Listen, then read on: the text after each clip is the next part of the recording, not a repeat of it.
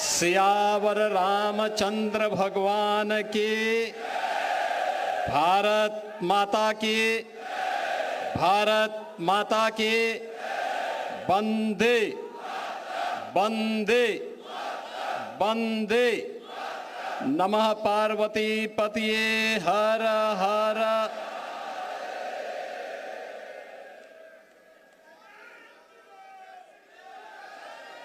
Bharatiya Janata party के प्रदेश अध्यक्ष निर्वाचन की घोषणा और नवनिर्वाचित प्रदेश अध्यक्ष के स्वागत राष्ट्रीय परिषद के लिए प्रदेश के 120 सदस्यों के निर्वाचन की घोषणा के लिए आयोजित आज के इस समारोह में केंद्रीय चुनाव अधिकारी के रूप में हम सब के बीच में यहां पर उपस्थित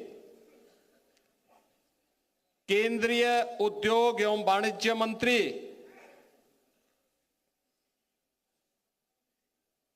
माननीय श्री पीयूष गोयल जी, भारतीय जनता पार्टी के नवनिर्वाचित प्रदेश अध्यक्ष केंद्रीय मंत्री श्री पंकज चौधरी जी, भारतीय जनता पार्टी के राष्ट्रीय चुनाव अधिकारी और उत्तर प्रदेश से ही राज्यसभा के माननीय सदस्य श्री के लक्ष्मण जी,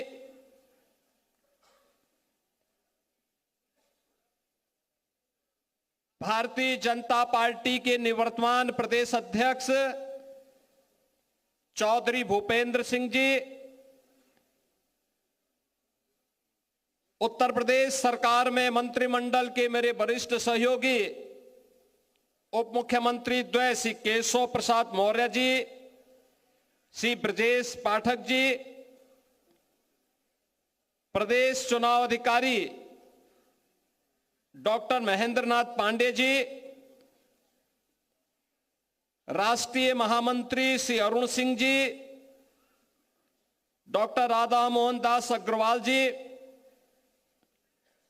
प्रदेश संगठन के महामंत्री माननीय श्री धर्मपाल जी, राष्ट्रीय उपाध्यक्ष और पूर्व प्रदेश अध्यक्ष डॉक्टर लक्ष्मीकांत वाजपेयी जी, राष्ट्रीय उपाध्यक्ष श्रीमती रेखा वर्मा जी, तारिक मंसूर जी, राष्ट्रीय मंत्री श्री सुरेंद्र नागर जी, केंद्रीय मंत्री श्री बीएल वर्मा जी, पूर्व प्रदेश अध्यक्ष गण डॉक्टर रमापति राम त्रिपाठी जी, सूर्य प्रताप शाही जी, स्वतंत्र देव सिंह जी, भारतीय जनता पार्टी के सभी केंद्रीय और प्रदेश के साथ ही मंडल स्तर से जुड़े हुए सभी हमारे पदाधिकारी गण, प्रदेश के कोने कोने से आए हुए सभी उपस्थित बहन और भाइयों, मैं सबसे पहले नवनिर्वाचित प्रदेश अध्यक्ष के रूप में श्री पंकज चौधरी जी का आप सभी कार्यकर्ताओं की ओर से हृदय से स्वागत करता हूं, अभिनंदन करता हूं।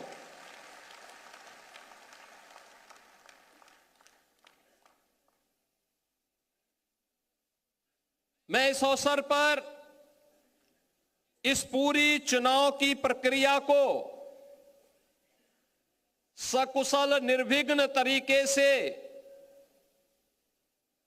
संपन्न करने के लिए, निर्विवाद रूप से संपन्न करने के लिए डॉक्टर महेंद्र नाथ पांडे जी को, प्रदेश अध्यक्ष के निर्वाचन अधिकारी माननीय पीयूष गोयल जी को और संगठन पर्व के राष्ट्रीय अधिकारी माननीय डॉक्टर के लक्ष्मण जी को हृदय से धन्यवाद देता हूं कि आज उत्तर प्रदेश के अंदर हमारे चुनाव की प्रक्रिया संपन्न हो रही है और एक अनुभवी कार्यकर्ता को उत्तर प्रदेश के प्रदेश अध्यक्ष का दायित्व मिलने के साथ ही उत्तर प्रदेश के अंदर अब नए गति के साथ सरकार और संगठन मिलकर के आदरणीय प्रधानमंत्री जी की मंशा के अनुरूप आगे बढ़ने के संकल्प के साथ बढ़ पाएगा। बहनों और भाइयों, मैं इस अवसर पर धन्यवाद दूंगा चौधरी भूपेंद्र सिंह जी को, जो पिछले 3.5 वर्ष से प्रदेश अध्यक्ष के रूप में अपने दायित्वों का निर्वहन करते हुए प्रदेश के अंदर हर एक उन कार्यक्रमों को गति प्रदान करने में अपना योगदान दे रहे थे। इस दौरान प्रदेश तमाम चुनौतियों का सामना करते हुए आगे बढ़ा और आज नवनिर्वाचित अध्यक्ष के चुनाव के साथ संगठन पर्व का यह दायित्व उत्तर प्रदेश के अंदर अपनी पूर्णाहुति की ओर अग्रसर हो चुका है। लेकिन नए दायित्व के कार्य हम सबके सामने नई चुनौती के साथ में है। आपने बदलते हुए भारत को देखा है। एक नए भारत का दर्शन हम में से हर व्यक्ति कर रहा है। 11 वर्ष में क्या भारत आज पूरी दुनिया का नजरिया भारत के प्रति और भारतवासियों के प्रति बदला है। जो लोग आज से 11 वर्ष पहले भारत को कमतर आंकने का प्रयास करते थे, हे दृश्य देखते थे, आज उन्हें भारत के अंदर विश्व नेतृत्व नजर आता है। आज उन्हें भारत पर गौरव की अनुभूति होती है। आज भारत वैश्विक संतुलन का कार्य कर रहा है और बिना रुके, बिना डिगे, बिना झुके अपनी यात्रा को आगे बढ़ाने का कार्य कर रहा है। और ये हमारा सौभाग्य है, इस नए भारत को पिछले 11 वर्ष से अधिक समय से दुनिया के सबसे यशस्वी नेता आदरणीय प्रधानमंत्री के रूप में श्री नरेंद्र मोदी जी का नेतृत्व और मार्गदर्शन प्राप्त हो रहा है। उत्तर प्रदेश के अंदर पिछले 8-8.5 वर्ष के अंदर जो कुछ भी परिवर्तन हम करने में सफल हुए हैं, यह आदरणीय प्रधानमंत्री जी का मार्गदर्शन और नेतृत्व ही है। डबल इंजन सरकार की डबल स्पीड की ताकत है।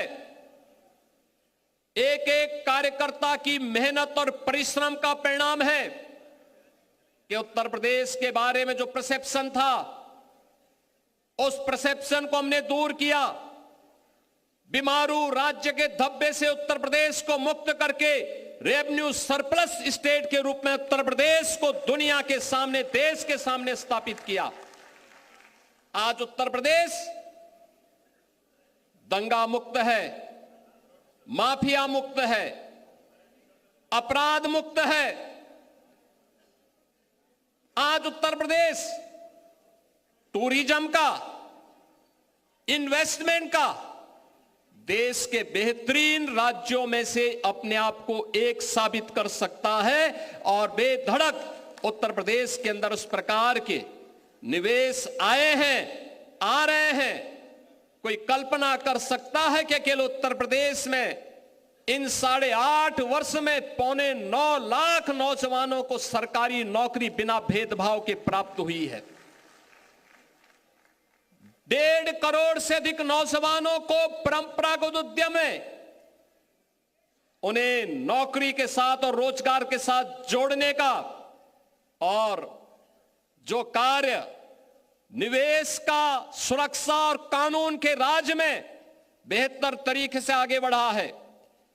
15 लाख करोड़ रुपए से अधिक के निवेश की योजनाएं जमीनी धरातल पर उतरी हैं और 6 लाख से अधिक की परियोजनाएं हमारे पास वर्तमान में तैयार है, जिसका हमें ग्राउंड ब्रेकिंग की तैयारी करनी है, जिसको लेकर के हम आगे बढ़ रहे हैं।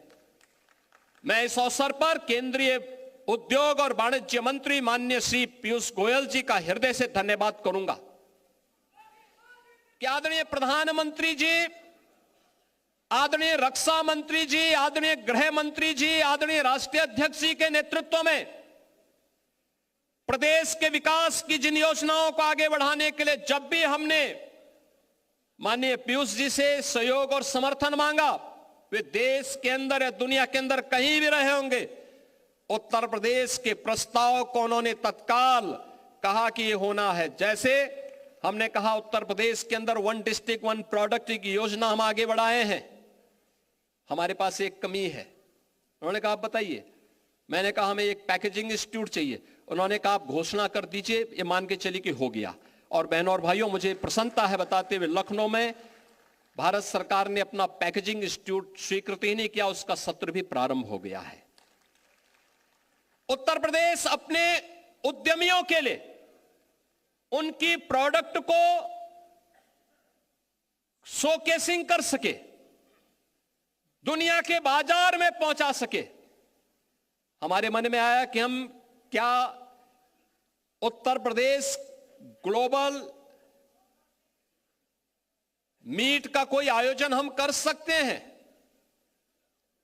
कोई ऐसा आयोजन हो जाए जहां उत्तर प्रदेश के प्रोडक्ट को हम शोकेसिंग कर सकें। तो ट्रेड शो कोई ऐसा हो। मैंने माननीय पीयूष जी से चर्चा की, उन्होंने कहा चिंता मत करिए। पहले वर्ष उन्होंने कहा कि मैं कम से कम 500 फॉरेन बायर अपने खर्चे पे भेज रहा हूं यूपी में। यूपी के लोग अपना वो लगाएं, खरीदारी करने की जिम्मेदारी हमारी, दुनिया के मार्केट में पहुंचाने की जिम्मेदारी।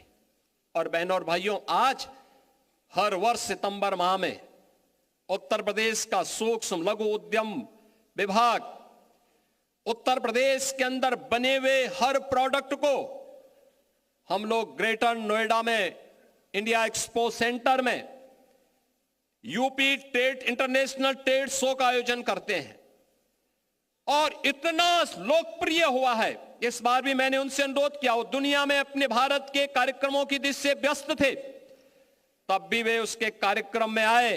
आदरणीय प्रधानमंत्री जी ने उद्घाटन किया और माननीय पीयूष जी ने उसका समारोप किया और आए, और उसमें लगभग 11,000 करोड़ रुपए के प्रोडक्ट उत्तर प्रदेश से दुनिया के मार्केट के लिए बुक हुए। ये सारा पैसा उत्तर प्रदेश के व्यापारियों को, उत्तर प्रदेश के उद्यमियों को प्राप्त हुआ। यह कार्य तब हो पाया, राजनीतिक स्थिरता थी, सुरक्षा का बेहतर माहौल था, आदरणीय प्रधानमंत्री जी का और केंद्रीय नेतृत्व का भरपूर सपोर्ट था, और उसके बल पर डबल इंजन सरकार की सामर्थ्य और शक्ति के बल पर आम जनमानस के लिए 17 के पहले जो प्रदेश उपद्रवग्रस्त था, आज उत्सव पर्व के रूप में उत्तर प्रदेश में मनाया जा रहा है। कोई सोचता था 17 के पहले कि अयोध्या में श्री राम जन्मभूमि पर भगवान राम लला का भव्य मंदिर बनेगा, अयोध्या दुनिया की सुंदरतम नगरी बनेगी। आज तो कोई हमारी अयोध्या पे प्रश्न नहीं उठाएगा, आज कोई राम भक्त पर उंगली नहीं उठा सकता, नहीं उठा सकता। 17 के पहले जब भी कोई भाजपा का कार्यकर्ता, विचार परिवार का कोई कार्यकर्ता कहता था रामलला हम आएंगे, मंदिर वहीं बनाएंगे, लोग कहते थे अरे देखो ये सब इनका ऐसे ही नारा है। लेकिन क्या आज कोई प्रश्न उठा सकता है क्या? आज तो मंदिर बन गया ना, दुनिया का सबसे भव्य मंदिर बन गया है। और पहली बार हुआ है अयोध्या धाम में स्वयं आदरणीय प्रधानमंत्री जी पधारे, उन्होंने श्री राम जन्मभूमि के भव्य मंदिर के शिलान्यास का कार्यक्रम भी किया। प्रधानमंत्री जी ने 500 वर्षों के बाद रामलीला को अयोध्या में भगवान राम कि अपने भव्य मंदिर में विराजमान करने का काम भी किया।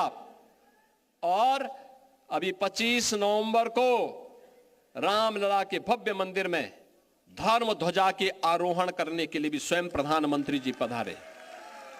भारत की विरासत को गौरव के साथ दुनिया के अंदर आगे बढ़ाने की उस अभिव्यक्ति का यह प्रतीक है जो हर भारतवासी के लिए प्रधानमंत्री जी बार बार कहते हैं, अपनी विरासत पर गौरव की अनुभूति करो। वही विरासत है। काशी में काशी विश्वनाथ धाम हो, मिर्जापुर में मां बिंदुवासिनी का धाम हो,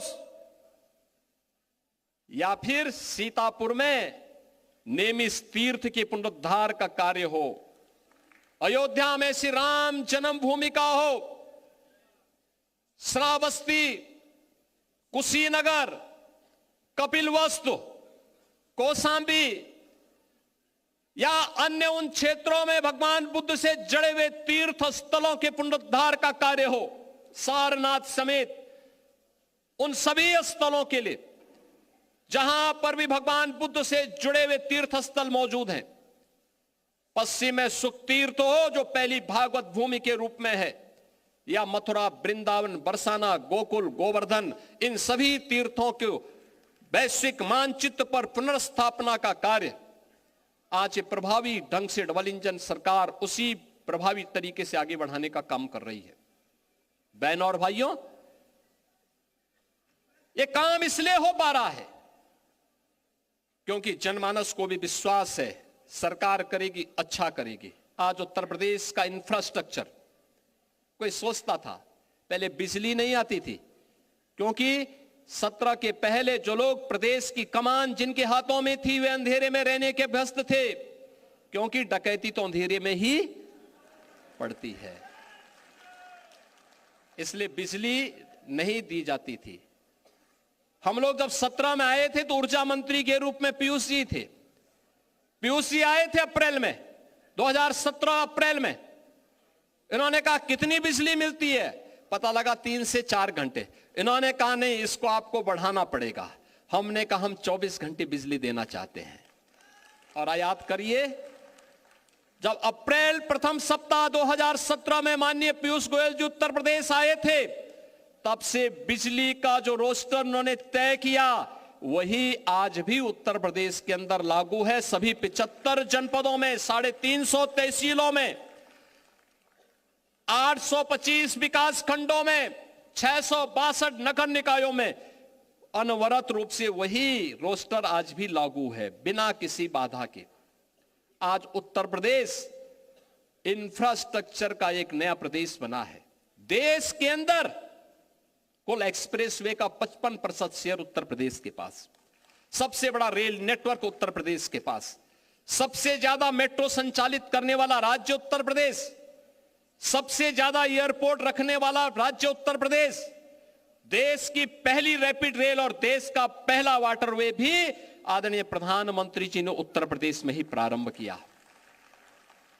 और बहनों और भाइयों, उस उत्तर प्रदेश की इस नई यात्रा के लिए एक नए कैप्टन के रूप में पंकज जी हमारे सामने आ गए हैं, और साथ साथ अब हमें आगे की कार्यक्रम की यात्रा, जिसके बारे में यहां पर दोनों हमारे डिप्टी सीएम ने भी कहा, याद करना 27 की लड़ाई आपके सामने, विरोधी के पास इतनी ताकत नहीं है, लेकिन याद रखना विरोधी चाहे कैसे भी हो, उस विरोधी के छल और छद्म का जवाब देने के लिए आपके पास उतना ही सामर्थ्य होनी चाहिए, उतना ही शौर्य और उतना ही तेज भी होना चाहिए। और शौर्य और तेज के लिए आपको जगाने के लिए भी आज मैं इस मंच का उपयोग करना चाहूंगा। एक अवसर है आपके पास, और मैं अक्सर सुनता हूं, आपकी मेहनत में कोई संदेह नहीं,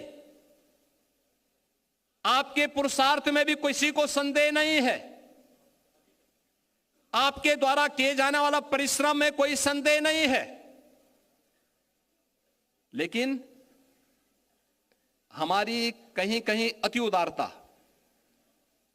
सहिष्णुता और दूसरों पर विश्वास करने की प्रवृत्ति कभी कभी हमें धोखा दे देती है। ये किस रूप में?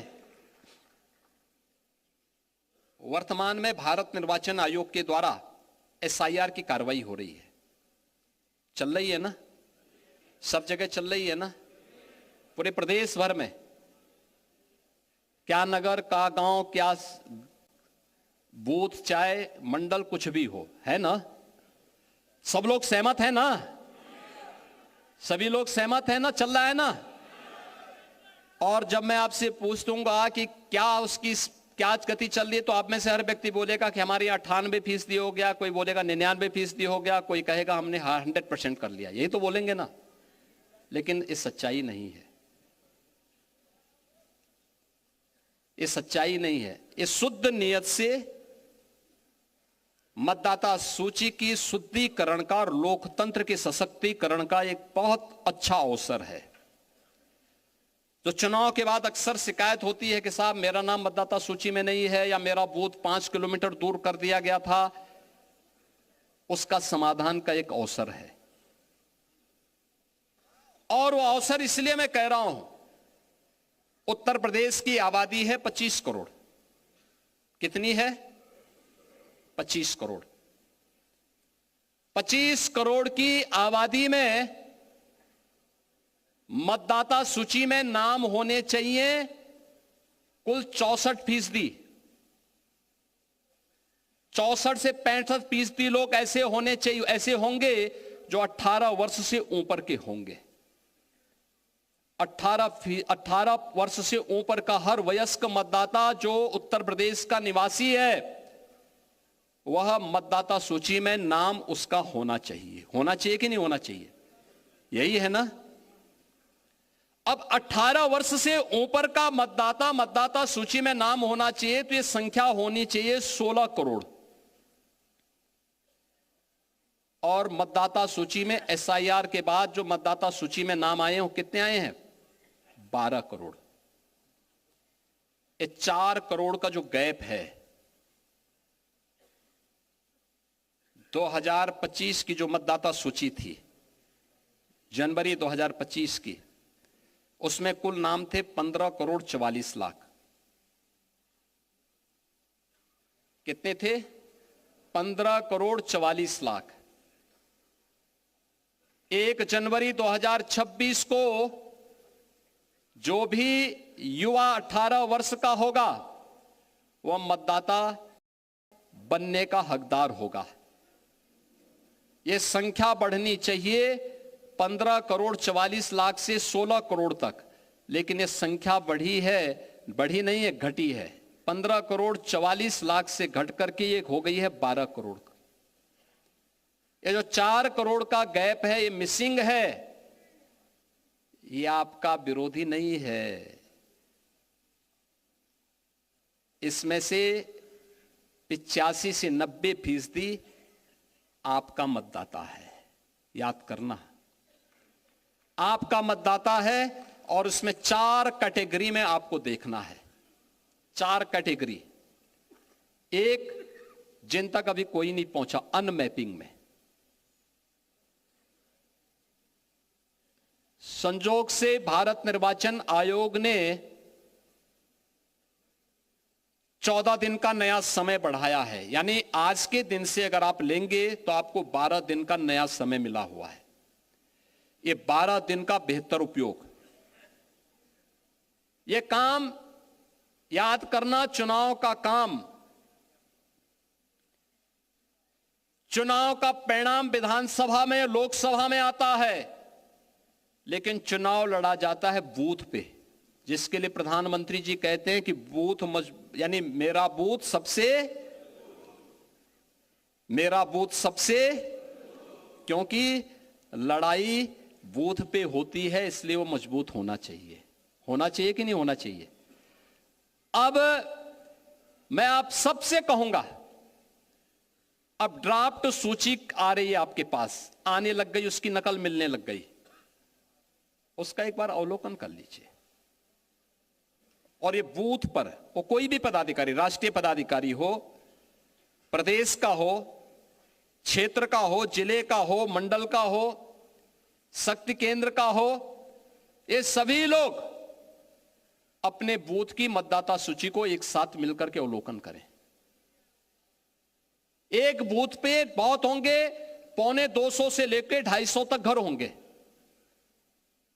आसानी से वहां का कार्यकर्ता ये देख सकता है कि कौन छूटा है, कौन फर्जी है, कौन मृतक है, कौन शिफ्टेड है और कौन यहां से जा चुका है। ये सब कुछ जानकारी ले सकते हैं। 4 कॉलम आपको मिलेंगे इसमें, एक अनलैपिंग का, एक मृतक का, एक अनुपस्थित यानी एब्सेंट का और एक शिफ्टेड का। कौन कौन शिफ्ट हो चुका है इसकी भी सूची होगी। उन नामों को अवलोकन कर लीजिए।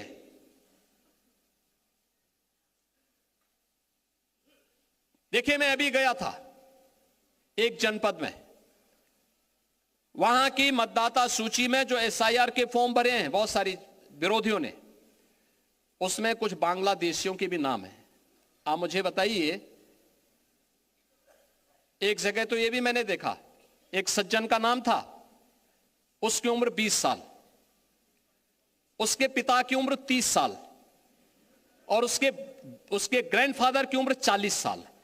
तो मैंने कहा ये कौन नए नमूने आ गए। देखो, आप जब देखेंगे तब आप मुझे बताइए 10 साल की उम्र में किसी का बच्चा होगा क्या? लेकिन यह भी फॉर्म भरा गया है।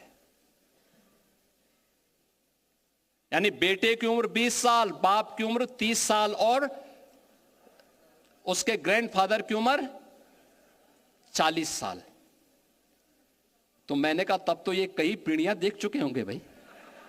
आप मुझे बताओ, अगर सबसे बड़ा व्यक्ति 90 साल का होगा तो इताई उससे पहले तो कई पीढ़ियां होंगी। वो तो पूरा गांव ही एक परिवार बसा देगा, एक ही परिवार गांव बसा देगा। हमें इस समय उसको देखना होगा। यह भी फर्जी हुआ है। नाम कहां से? पश्चिमी, यानी उसमें दिनेजागपुर, नौगांव असम और मतदाता बने हैं संभल में। क्या मतलब है?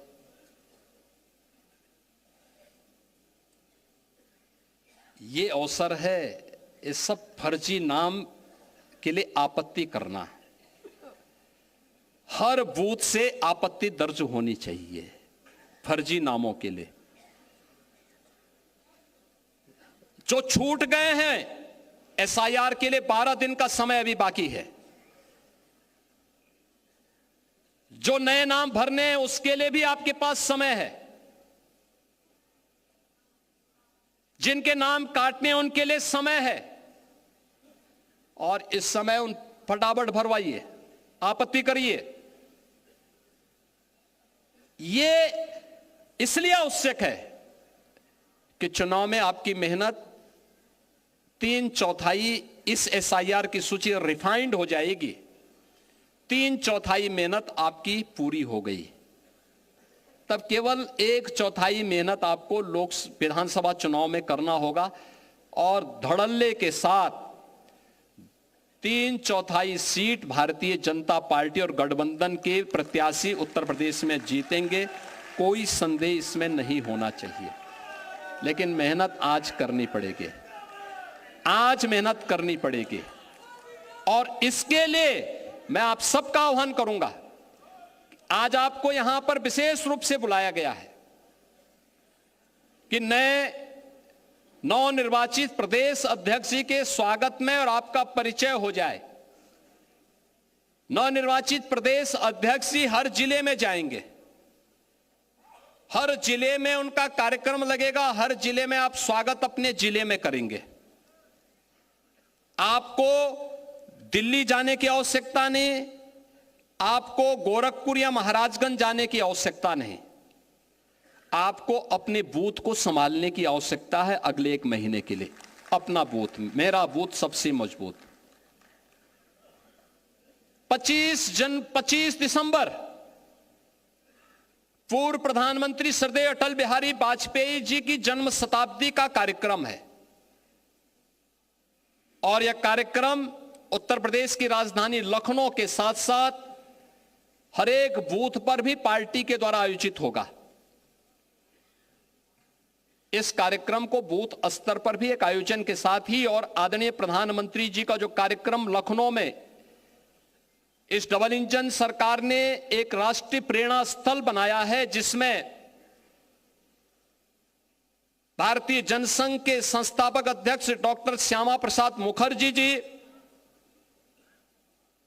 पंडित दीनदयाल उपाध्याय जी और श्रद्धेय अटल बिहारी वाजपेयी जी की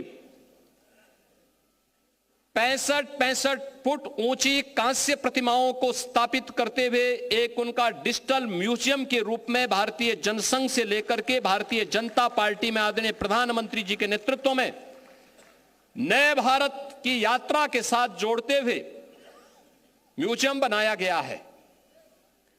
इन सभी का उद्घाटन का कार्यक्रम और एक बड़ी रैली का आयोजन लखनऊ में होगा। उसके लिए संगठन अलग से बैठक करेगा, व्यवस्था बनाएगा।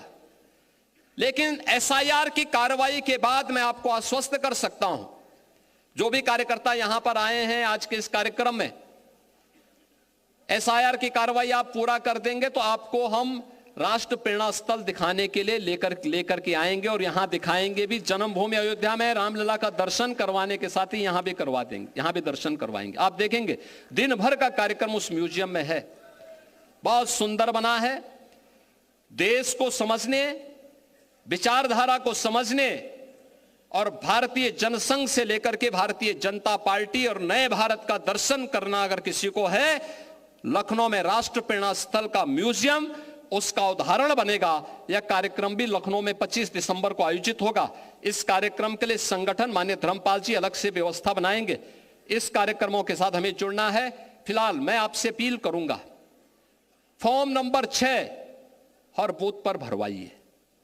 जो छूट गए हैं, एसआईआर के जो प्रपत्र भी जमा नहीं हो पाए, 12 दिन का समय है, युद्ध स्तर पर लगिए। जो गलत नाम है उनके लिए फॉर्म 7 भरवाइए। जहां संशोधन करना है 8A फॉर्म भरवाइए।